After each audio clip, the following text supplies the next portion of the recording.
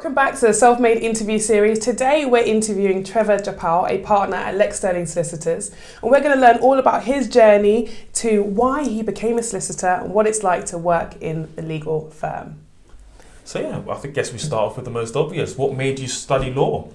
Well, I always had a keen interest in business when I was younger, but I wanted to do something a little bit different. So I actually did a degree which was business with law, with legal qualification modules at the same time.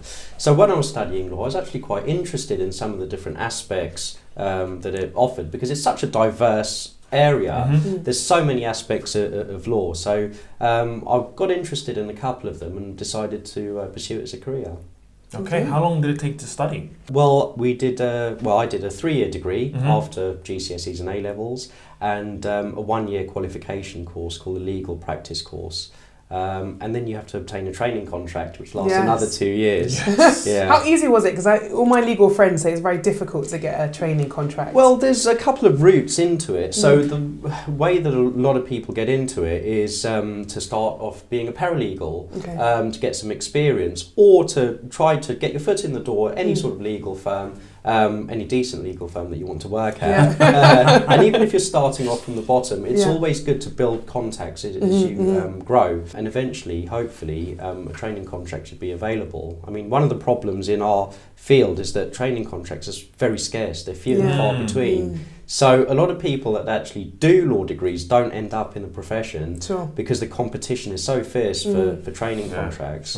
I mean, there's two main types. First of all, bigger firms offer training contracts with a traditional seat system, where you'd spend a few months doing an area of law, then you move on to another area, and that lasts for 2 years or so. Is that until you find the kind of the niche sector you want to continue? No, it's only because you've got to train in a certain amount of areas before you can be signed off as a solicitor. So you can't just have your training contract and do one area of law and make and sign yourself off as a solicitor, or have someone sign you off as a solicitor.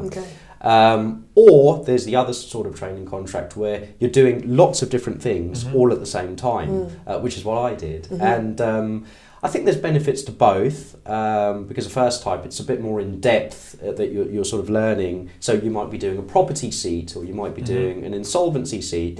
So you're learning a lot about that one particular area. But the benefits to doing sort of lots of different things at the same time is that you're never going to get rusty, for lack of a better term, and you're always going to have a little bit of knowledge about lots of different areas until you decide what you want to specialise in. So how did you decide what you want to specialise in? Well, I actually specialise in property law and also business sale and acquisition, and the reason that I do specialise in that is because it's an area I've always been interested in, and it's also the people I've met along the way as well. So I think some of my clients that I enjoy dealing with were starting new businesses, and being at the start of that journey is really exciting. Someone starting their first restaurant, or starting up a hotel, for example, or even starting a convenience store, something like that. It's a big adventure.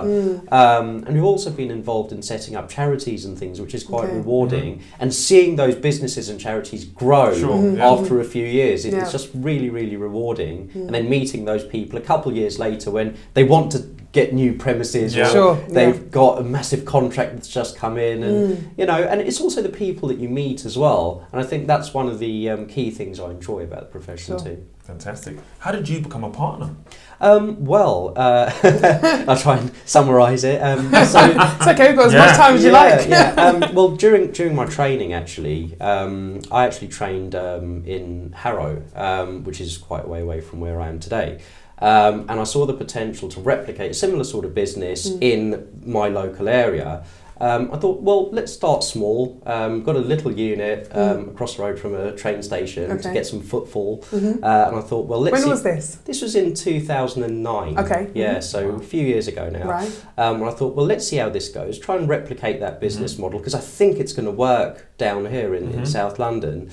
And then you sort of open up and you wait for the phone to ring and think, oh, is this such a good idea? Especially at the height of a financial crisis as well. Yeah. 1 year later, So a lot of people said, are you sure you know what you're doing? To be honest, the answer is probably no, looking back. It's more trial and error as well, you know, because everyone starts a business not knowing whether it's going to succeed or whether it's going to fail. Yeah. All you can do is give it your best, really. So, I was there for a few years and slowly started taking on consultants. So rather than paying solicitors, I started off paying solicitors to sit at the office and so on. Yeah. I found, we're paying such big salaries to people, and I found that it was my fee income that was paying those people. Something seriously wrong here.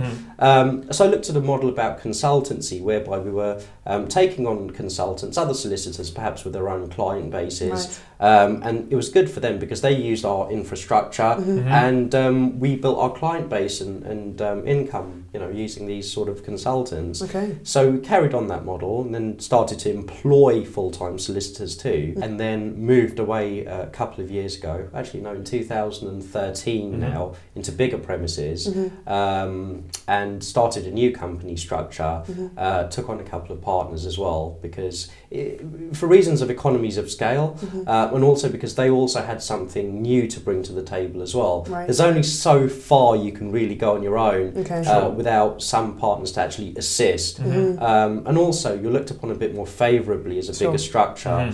Things like lending, things like panel membership on the banks, that kind of thing. So there's lots of advantages of that. And also getting input from other people as well, you know, business in the business growth. development. Exactly, and also adding other areas to the services that you provide. Because each partner specialises, do they? Each partner specialises in their own field. So we're quite lucky to have a really good team that have their own specialisations. I mean, there are some areas where we cross over. And it's also nice to bounce ideas off colleagues as well. Absolutely. It's great to have a second opinion. I can just sort of shout across the room and get some feedback on something or whatever it may be. So those are the advantages that you've got, So you started the business quite young. Yeah. What obstacles did you face in establishing yourself as a solicitor? Yeah, well, the main one was, number one, the uncertainty. Okay. And number two, when I started off, it was lack of experience as well. I mean, I knew I wanted to build something and grow something, and I knew my own field, but I'd only been in it for a couple of years. So a bit of a risk, I would say, but it's just, and a lot of it's learning by doing as well. So the more experience that you've got, the more you'll learn, not only about your profession itself, but running the business too. And also things that we've touched on, like recruitment, how you're going to employ people, who you're going to engage, all that sort of stuff. And to be honest, you can probably argue that process never really stops. It's just an ongoing thing. We're always learning, and hopefully that makes you not only a better businessman, but better in your industry as well, servicing clients. And I guess because you've been through the process yourself, when you're trying to speak to entrepreneurs who are starting out, you know the pain of the growth process. I mean, it's nice to be able to offer some commercial advice to go hand in hand with legal advice as well.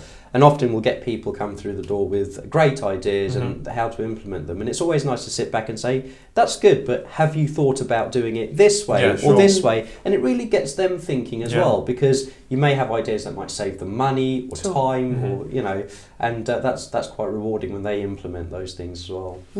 If you can go back and do one thing different, what would it be? I like when you choose one thing. One thing is always the toughest. Always tough. You've got to ask tough questions. Or if you could change something that would make or speed up the process of you getting to where you are now, what would it be? Well, I know this sounds like a bit of a silly answer, but I don't think I'd change it in terms of speed. And the reason is, if things had gone too fast, it would have just led to lots of other problems. I think what we've had is a sort of natural, organic type growth, rather than trying to speed through it. But in answer to your question, and this isn't really a legal answer, it's more of a personal answer, it's to have been stronger in other areas that are not things like that we've discussed, things like social media, things like advertising, and putting more into those sort of areas than solely focusing on just the clients. And that sort of adds to the point about taking on other people that can assist with those areas, because everyone brings something different to the table. I can now spend more time focusing on my client, but at the same time knowing that other areas in the business are actually taken care of too. So what has been your kind of biggest route to market? Has it been developing existing clients and getting referrals? Or? Yeah, I mean, to be honest, when I started off, I looked for a shop front, as I said, close to a train station for the footfall. But I've actually found that my biggest source of business is word of mouth and referrals. And I'd actually say it's a good 70 to 80%. Yeah. Fantastic. And one of the great things about this business is you'll never know who you're going to meet. I mean, we've been lucky to act for sort of first-time buyers of houses, to big property developers, to celebrities as well. So, it's great meeting new people, sharing new ideas and learning new things as well. Is your ambition for the business to go into different locations, or are you kind of happy here in Purley? Is there a... happy here in Purley, serving a local client base, but yeah, we do have those aspirations to take the business to another level. I mean, it's quite young, sort of strictly speaking, but I think in the next few years that's definitely something we'd look to do. But what comes along with that is making sure that you're managing that business properly. And it comes down to the organic growth that I talked about before. I don't want to rush that process and then it's not done properly because it exposes you to all sorts of other problems. Yeah. Sacrifices. What sacrifices have you made? To be self-made. To be self-made. Well, when I started off, all my savings. That's a big sacrifice. Yeah, so there's that. So there's also the uncertainty. You worked hard for a number of years. You know, you saved an amount of money. Do I put it into this business or do I carry on as I am? And I think some of it comes down to self-belief and driving yourself as well, and thinking, well, if I'm going to make that sacrifice, then I better push very hard to get there. There's also things like, you know, sort of long weekends at the office or late nights at the office when your friends are out and about enjoying yourself. You're sort of there at 2 a.m, you know, typing up something. But the sacrifice, I think, was worth it. So the main sacrifice is time and costs as well, and time that you could be spending with your family and friends as well. But you'd hope that it all eventually does pay off. Yeah. Did you have early supporters when you first decided to start the business that were kind of pushing you and encouraging? I did have a few. Good. I did have a few. I mean, the firm that I was with at the time was very supportive of me. And I've also had people I've met along the way during my education. Some of the people that you've met that you know, I've actually studied with. A couple of my partners, one of them I trained with, the other one I did my legal practice course with. So it's a bit of a joint vision as well. It did take someone to have that impetus to start something, but as you grow as well, it's nice bringing new people in as well and growing things. Do you feel you needed that to start with? Did you need people to push you, or were you happy kind of? At the time, I didn't think I did. And for the first few years, I could probably say that, you know, I made a good job of it myself. But again, it comes to that natural type of growth where, you know, your career paths cross. So colleagues that sort of work somewhere else think, well, why don't we do something together? Maybe your ideas will work with mine and we can do, you know, grow a business together. I think a lot of people feel like that entrepreneurial journey can be quite lonely at times, you know? When you're first starting out and you don't always have people who... You have a few naysayers who think you shouldn't do it. There's a few people who say you should. Well, I think one of the key things is you bear the risk on your own. And that's quite tough as well, because you're the one that's going to have sleepless nights. You're the one that's going to put the work in, and there's no one else that can actually do that for you. So support's great, whether it be friends or parents or colleagues, whatever. It's brilliant. But you're the one with your reputation on the line, your money on the line, your time, and all the rest of it. So, that's a good point there. So you touched on your network, I guess, helped you to where you are now. Was there anyone in your network, family or friends that said, do not do this, or that you listened to? That the naysayers, as I guess they say. There were people that, I mean, again, back in sort of 2009, we were sort of coming out of a financial crisis, or some might argue we still were in one. Banks stopped lending, the high street was sort of a third empty, lots of empty units around.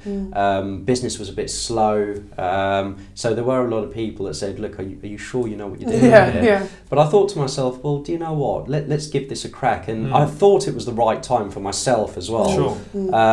But in hindsight, it might have been worth, you know, sort of doing a bit more research and so on. But when you're young, you're excited about what you're doing and so on. You just want to go for it. And I think that drive is really important, because that's something that you can profit from later on. Absolutely. You can look back years later and say, do you know what? That's the best thing I ever did. Yes, Or I'm really glad I took that step. Yeah. I mean, it's easy to be cautious and to be fearful, but you know, you're never going to get anywhere if. I feel like you get more cautious and fearful as you get older. Yeah. No, I think when you're young, you have that energy. You kind of. I think you're right, because you've seen more. Yeah. You've seen more Yeah. along the way, and that's what makes you more sort of cautious and fearful, because you've got reason to be. Yeah. And that's the thing, and it's those experiences that shape you as a person, as well as an entrepreneur and a business person. Yeah.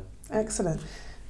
Final question, I guess. What are your top tips for someone who wants to start their own legal firm, who wants to go out there and create? First thing, do your research about your market, not just your market, but your local area as well. And think about what sort of structure you want to do as well.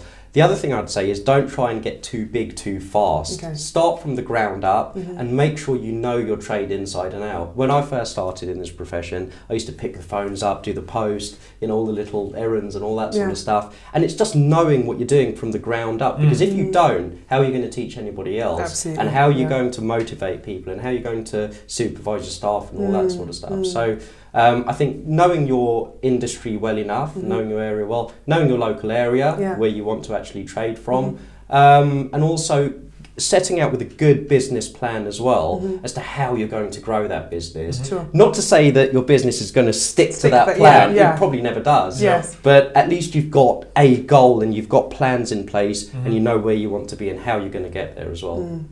Excellent. Fantastic. Well, thank you very much. It's been a Thank pleasure you. learning about your journey. It's always nice to see the journey behind the business. Absolutely. Thank you. Thank you, Trevor. Thank you very much. Thank you. Thank you.